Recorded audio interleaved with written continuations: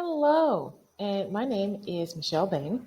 I am the lead legal counsel for B Social Justice Legal Consulting Incorporated, and I'm here to present to you a brief less than 10-minute presentation, just a bit of an overview on what is self-advocacy. I've been a practicing lawyer now for 12 years, now that we're in 2022, and it's really important that people understand how to advocate for themselves. That is critically important. So I'm going to take you through a few slides, and I'm going to give you a little bit of Google homework. And I really hope that this helps you on your journey of advocating for yourself, whether you're in a courtroom, a classroom, a boardroom, or just on the sidewalk. These are really important life skills that I hope you take with you. So you're going to see, obviously, if you follow me on Instagram, I'm also the CEO of a nonprofit organization called Youth Empowering Youth. And if you know me from social media, you know how much I love these little cartoon people. I think they are just so fun. So starting off with our first slide of what is self-advocacy.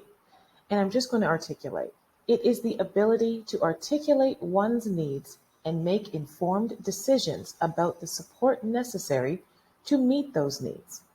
I repeat, self-advocacy is the ability to articulate your needs. What do you need? What is the problem you are facing?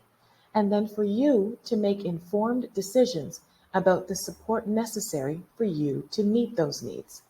This is not easy work, even for adults, but nothing is impossible. The word itself literally spells, I'm possible. What can self-advocacy look like? Like my friend here with his laptop and his books out and his coffee ready, self-advocacy can look like many things. Are you comfortable with being assertive? Do you know your legal rights or what your rights might be in this particular situation, even if the law has nothing to do with it?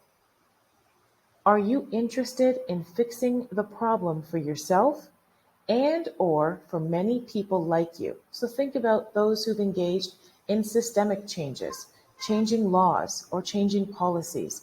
Perhaps they started off just thinking about advocating for themselves, but they realized they were involved in a much bigger battle that involved all these other people who might even benefit from their hard work, even though they never met them in person. And that's really important. So you want to kind of do some of your research. If it is, let me make sure I move my face here so you can see. If it is that you understand self-advocacy, then you might be a warrior for youth justice. Like Shannon of Attawapiskat. Well, who is Shannon of Attawapiskat and what is a warrior for youth justice? Well, let's start off with the first piece. A warrior for youth justice, if you're with our Youth Empowering Youth organization, that's a specific title, of course, that we use for young people who are working with us to learn about their legal rights so that they can self-advocate, deal with whatever their current legal challenge is, and then help their peers learn to advocate for themselves as well. It is really critically important, especially when you're young, that you grab a hold of a situation and know where you stand so that you can take a stand if someone is trying to take your rights from you. And that's what I learned from a young lady named Shannon Kutsachin of Attawapiskat. This is Shannon Kutsachin. Sadly, Shannon passed away just before her 16th birthday. But as you can see from these photos, particularly the one in the middle, Shannon was a phenomenal advocate for Indigenous youth educational rights here in the province of Ontario and across Canada. Her likeness has been immortalized in statues. There are schools named after Shannon. She was an incredible advocate and an awesome young person who did remarkable things with her young life. Here's your bit of Google homework. I want you to Google Shannon Kutsachin of Attawapiskat.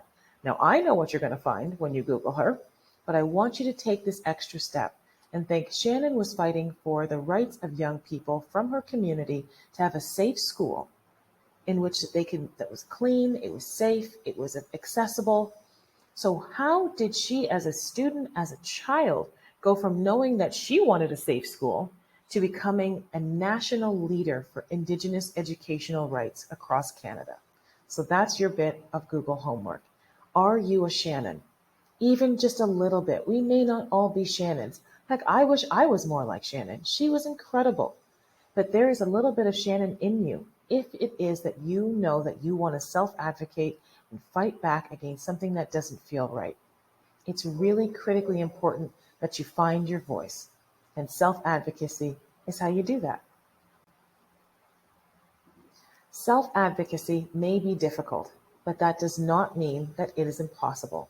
Please remember that the word impossible literally spells impossible. You can do this. Thank you for stopping by.